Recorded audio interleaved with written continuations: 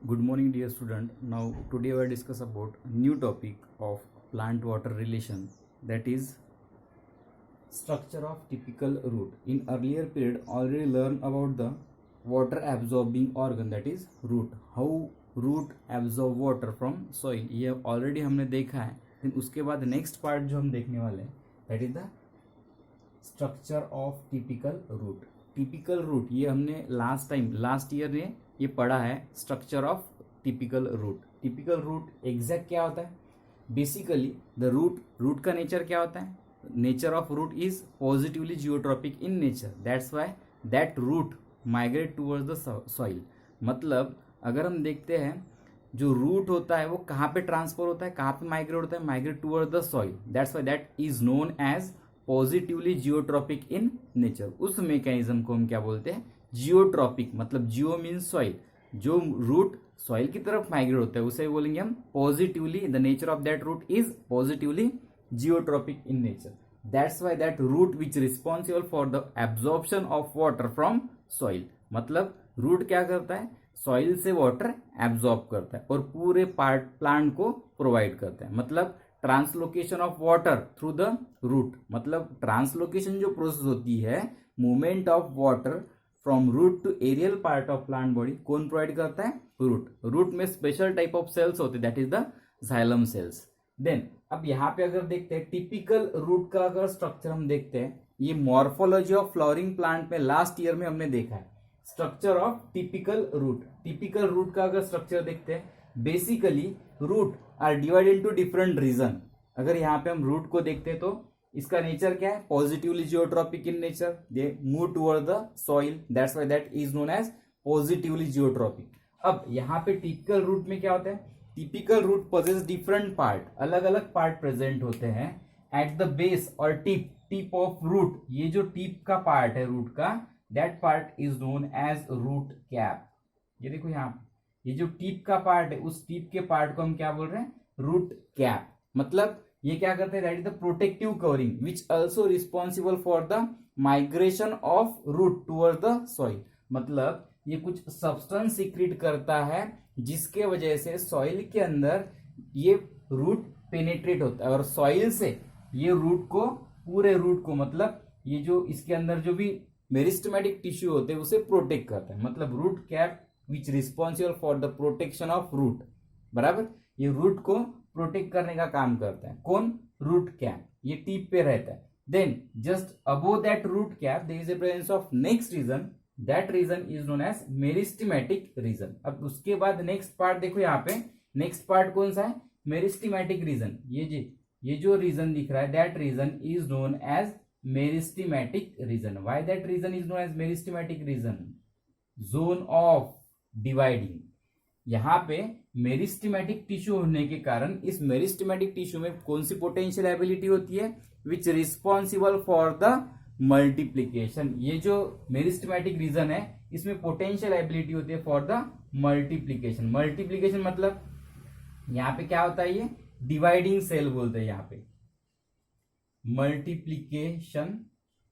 और that meristematic region which also known as dividing region भी कह सकते हैं. क्यों? क्योंकि यहाँ पे क्या होता है? ये सेल जो होते हैं रैपिड मल्टीप्लाई होते हैं. मतलब 1 से 2, 2 से 4, 4 से 8, इस तरह ये मल्टीप्लाई होने के बाद रूट की जो लेंथ है वो इंक्रीज करता है. कौन? Meristematic region. That's why that region is known as dividing region भी कह सकते हैं या meristematic region. Why that region is known as meristematic region? Because inside that there is a presence of large number of meristematic tissue are present. यहाँ पे meristematic tissue होने के कारण इस रीजन को बोलते हैं हम मेरिस्टेमेटिक रीजन. और मेरिस्टेमेटिक रीजन का फंक्शन क्या है? विच रिस्पॉन्सिबल फॉर द डिवीजन. मतलब ये सेल्स डिवाइड होती है, इसकी वजह से यहाँ पे न्यू सेल ऐड होती है. डिवाइडिंग सेल्स यहाँ पे प्रेजेंट होती है. देन उसके बाद just above that there is the presence of next region. That region is known as, उस रीजन को क्या बोल सकते हैं हम? Zone of elongation. अब जोन ऑफ इलोंगेशन, ये देखो उसके बाद एक ऊपर रीजन है, यहां से लेके यहां तक एक रीजन दिख रहा है जहां पे इलोंगेटेड सेल हमें दिख रहे हैं. जो नॉर्मल सेल, यहाँ पे इलोंगेटेड सेल ऐसे इस तरह यहाँ पे इलोंगेटेड सेल दिख रहे हैं. मतलब इस रीजन को क्या बोलेंगे हम? Zone of elongation. मतलब यहाँ पे जो डिवाइडिंग सेल है वो डिवाइड होने के बाद नेक्स्ट जो प्रोसेस होती है यहाँ पे, ये सेल जो होते हैं वो इलोंगेट होते हैं, which responsible for the increase the length of root. मतलब ये रूट की लेंथ जो है इंक्रीज करने का काम करती है। कौन? That is the zone of elongation. Zone of elongation which responsible to increase the length of stem और रूट। यहाँ पे बेसिकली अब रूट के बारे में देख रहे हैं, तो ये रूट है, मतलब रूट की जो हाइट है वो इंक्रीज करने के लिए या वो बढ़ाने के लिए कौन रिस्पॉन्सिबल होता है? Zone of elongation cells. This cell responsible to increase the length of root. ये रूट की लेंथ बढ़ाने के लिए responsible. Then above that there is a presence of next region, that region is known as root hair zone. अब root hair zone, या इसे हम बोलते हैं एब्जॉर्प्शन रीजन भी कह सकते हैं। इसे क्या कहते हैं हम? एब्जॉर्प्शन रीजन और रीजन ऑफ एब्जॉर्प्शन, ये भी हम उसे कह सकते हैं। मतलब यहाँ पे क्या होता है, काफी सारे रूट्स प्रेजेंट होते हैं। ये जो दिख रहा है यहाँ पे, ये क्या दिख रहा है? इस रीजन में काफी सारे रूट प्रेजेंट होते हैं। रूट मतलब कौन से? अब रूट नहीं बोलेंगे, इसे हम रूट हेयर बोलेंगे, because that root hair are grow on root, that's why is known as root hair. मतलब ये रूट के ऊपर ग्रो हो रहे हैं, just look like hair, unicellular hair like structure यहाँ पे प्रेजेंट होते हैं, that's why is known as root hair zone और रूट हेयर रीजन भी इसे हम कह सकते हैं। That region is also known as absorption reason. मतलब प्लांट में सबसे इंपॉर्टेंट रीजन कौन सा है? ये। क्यों? क्योंकि ये क्या करता है, रूट हेयर जो है, रूट हेयर रीजन क्या करते हैं, जो ये जो रूट होते हैं surround that there is the presence of, इसके साइड में अगर देखेंगे तो क्या प्रेजेंट होता है? सॉइल पार्टिकल होते हैं, बराबर, सॉइल प्रेजेंट होती है। तो ये सॉइल से, सराउंडिंग में जो सॉइल होती है वहां से वाटर एब्जॉर्ब करने का काम कौन करता है? Root hair region. और root hair responsible for the absorption of water from soil. That region are responsible for the absorption of water. ये रीजन जो है रूट हेयर रीजन, ये रूट हेयर ही क्या करते हैं? सॉइल से वाटर एब्जॉर्ब करने का काम करते हैं। बाकी पार्ट एब्जॉर्ब करेगा क्या? वाटर नहीं। मतलब वाटर के साथ मिनरल न्यूट्रिएंट जो होते हैं सॉइल में, वो भी एब्जॉर्ब करने का काम कौन करता है? रूट हेयर रीजन ही यहाँ पे वाटर और मिनरल एब्जॉर्ब करने का काम करता है। That's why that region is also known as root hair region. Then above that there is a presence of next region, that region is known as maturation zone और region of maturation. मतलब after that, इसके बाद यहाँ पे क्या होगा, ये जो ऊपर जो सेल्स दिख रही है मैच्योर होते हैं, डिवाइड होते हैं। मतलब डिवाइड होने के बाद मैच्यूरेशन होना, बराबर। यहाँ पे मैच्योर होने के बाद यहाँ पे अलग अलग फॉर्मेट में वो कन्वर्ट होते हैं। मतलब ये जो रीजन है, that's why that region is known as maturation zone कहते हैं इसे, या रीजन ऑफ मैच्यूरेशन भी इसे हम कह सकते हैं। मतलब मैच्योर होते हैं ये सेल्स, क्या होते हैं? बाद में जाके मैच्योर हो जाएंगे और यहाँ पे हार्डनेस प्रोवाइड करेंगे। किसे? रूट को हार्डनेस प्रोवाइड करेंगे। This is over about the structure of typical root. Maximum condition में अगर टिपिकल रूट का स्ट्रक्चर देखते हैं, at the tip of root there is the presence of root cap, that is the protective in nature। root cap का function क्या है? Protection करने का काम क्या है। उसके बाद जो सॉइल के अंदर पेनेट्रेट करता है वो कौन सा पार्ट होता है? रूट कैप, विच सीक्रेट सर्टन सब्सटेंस सीक्रेट करता है और सराउंडिंग में जो सॉइल में जो भी पार्टिकल्स है उसे, उसके अंदर जो भी पार्टिकल प्रेजेंट होते हैं वो अंदर पेनेट्रेट होने का काम करता है। कौन? Root cap. Then above that there is the presence of dividing cell are present. That cell is known as meristematic cell. That's why that region is known as meristematic region. Then above that there is the presence of zone of elongation. मतलब cell की length बढ़ाएगा। अगर cell की length बढ़ाएगा तो क्या होगा? Ultimately root की लेंथ भी क्या होगी? इंक्रीज होगी। मतलब which increase the surface area of root. Then उसके बाद next just above that there is the presence of root hair zone. Root hair zone which responsible for the absorption of water from soil and provide to the aerial part of plant body. Then above that there is the presence of maturation zone. Maturation zone मतलब क्या होता है? Which responsible for the maturity of particular और यहाँ पे क्या होता है? जो divide cell होते हैं वो क्या होते हैं? differentiation होते हैं, differentiate होते हैं। That's why that region is known as maturation region कहते हैं इसे हम, zone of maturation भी इसे कहते हैं। Then this is over about the structure of typical root. Then we will discuss next topic, that is the structure of root. अब root hair हमने ये देखा है, रूट का स्ट्रक्चर देखा है। हमें सबसे जो इंपॉर्टेंट है प्लांट वाटर रिलेशन, बराबर। मतलब प्लांट का वाटर के साथ क्या रिलेशन है ये अगर चेक करना है तो यहाँ पे इस सेल के अंदर, मतलब ये जो पार्ट हमने देखा है रूट हेयर रीजन, उस रूट हेयर रीजन में जो सेल्स है वो अब हमें देखना है। यहां पे देख सकते हैं हम, ऑब्जर्व करो, ये जो पार्ट हमने देखा है टिपिकल रूट, ये टिपिकल रूट में रूट हेयर स्ट्रक्चर हमने दिखा है, बराबर। हमें किसे फोकस करना है अब यहाँ पे, रूट हेयर को फोकस करना है। रूट हेयर को फोकस मतलब क्यों करना है, because that root hair which responsible for the absorption of water, ये वाटर को एब्सॉर्ब करता है, कहां से, सराउंडिंग से, मतलब सॉइल से ये वाटर एब्सॉर्ब कर रहा है, इसी वजह से वो इंपॉर्टेंट पार्ट है। अब यहाँ पे हमने ये टिपिकल रूट का स्ट्रक्चर देखा है, उसके बाद यहाँ पे रूट हेयर प्रेजेंट होते हैं रूट हेयर रीजन में, बराबर।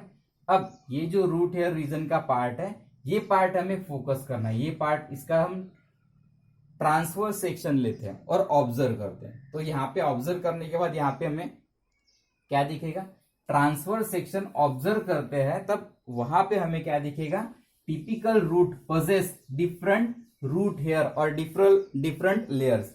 यहाँ पे डिफरेंट अलग अलग यहाँ पे क्या दिखेगा, हमें लेयर दिखेगी। फॉर एग्जाम्पल ये देखो, ये रूट का रीजन है, ये इपिडर्मल सेल है, बराबर। रूट की क्या है, एपिडर्मल सेल। यहां से क्या अराइज होगा, that epidermal cell which responsible for the formation of ये रूट हेयर। क्या है ये, रूट हेयर। जैसे हमने यहाँ पे लास्ट टाइम देखा है, ये टिपिकल रूट का स्ट्रक्चर, ये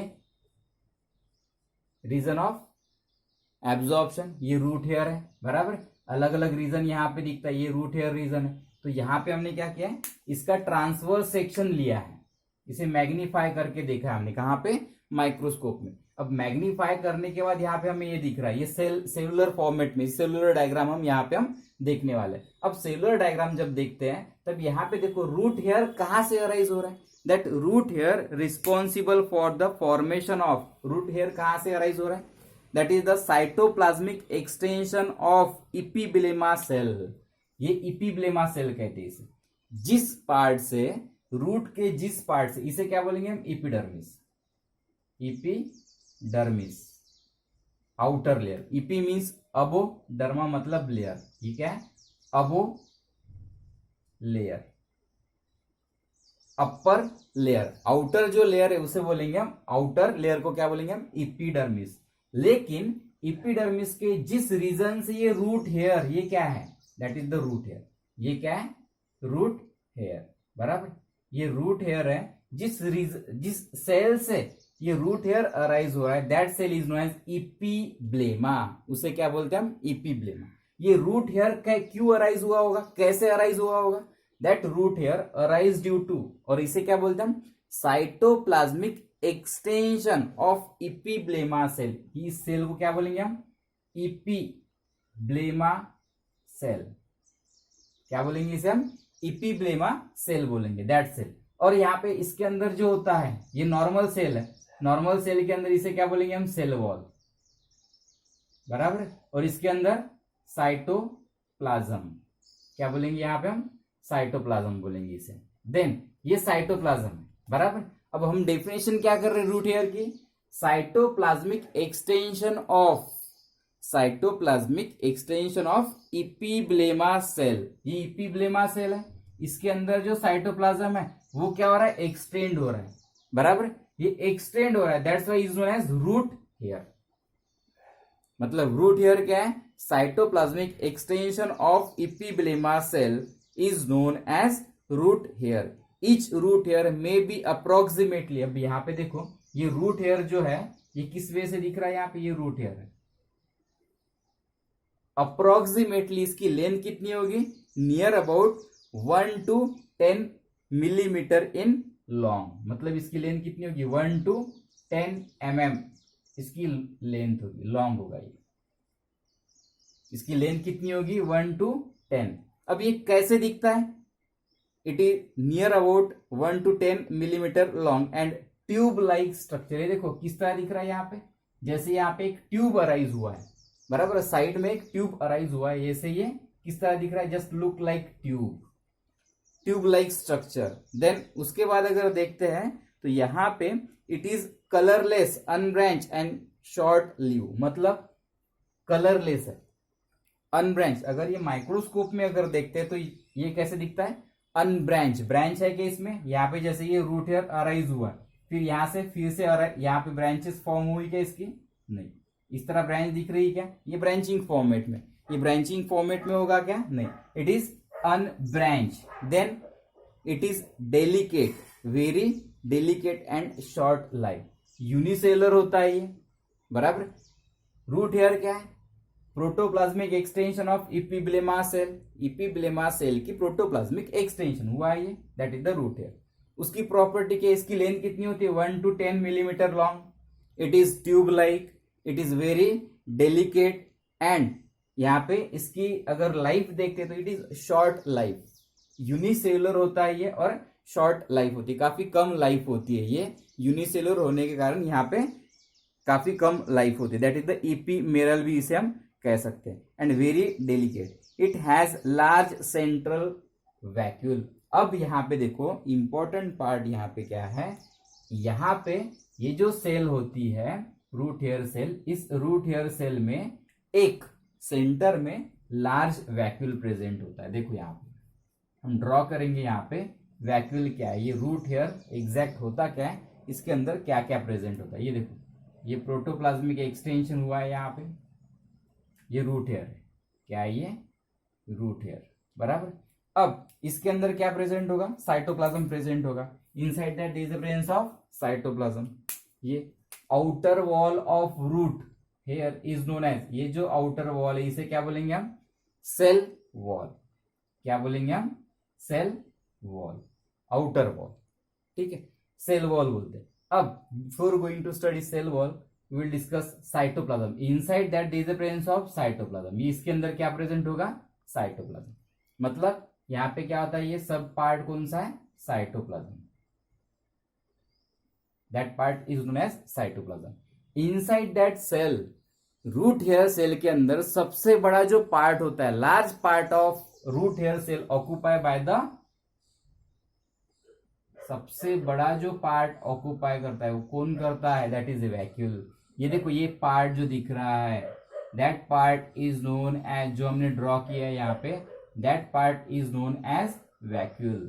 क्या है ये, वैक्यूल। सबसे जो बड़ा पार्ट यहाँ पे हमें दिख रहा है, that part is known as large part और large space occupied by the vacuole.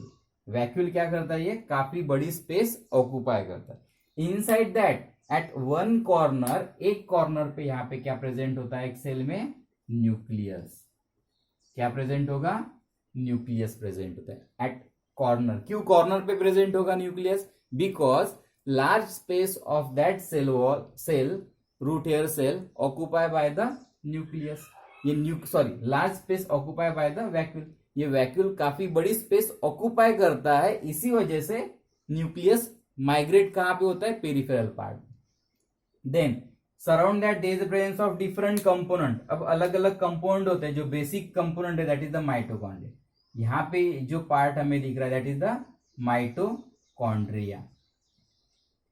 ये क्या करता है, it act as a energy source, ATP यहाँ पे स्टोर्ड होते हैं, it act as a energy. Energy किसके फॉर्मेट में प्रेजेंट होती है, एडेनोसिन ट्राइफॉस्फेट के फॉर्मेट में ये प्रेजेंट होती है। Then surround that there is a presence of plasma membrane. यहाँ पे डबल लेयर एक स्ट्रक्चर दिखेगा, यहाँ पे इस तरह का एक स्ट्रक्चर दिखता है, प्लाज्मा मेम्ब्रेन। अगर ये डायग्राम देखते हैं तो देखो यहाँ पे ये आउटर पार्ट सेल वॉल है, देन उसके बाद इसके अंदर एक और लेयर दिख रही है, that is the cell membrane.